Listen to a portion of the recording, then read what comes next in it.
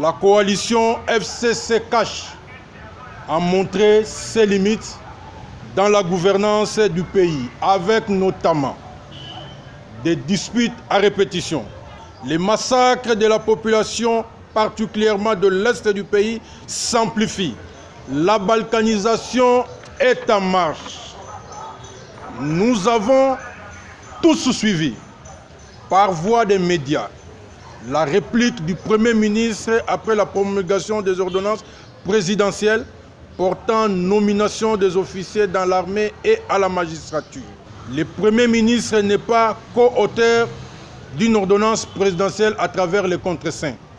Le contre-seing n'est pas réservé exclusivement au Premier ministre, étant donné qu'il y a un régime d'intérim prévu dans la Constitution. Le contre-seing n'est qu'un acte de certification de l'ordonnance du président de la République. Le contre-seing n'est plus non plus un avis favorable aux ordonnances présidentielles. J'ai entendu le cri de la population lors des dernières manifestations publiques et pacifiques. Boma député, Tika policier. C'est grave pour une démocratie. Le Parlement actuel, usant de sa majorité, a entériné la candidature de M. Rossard Malonda au poste du président de la CENI.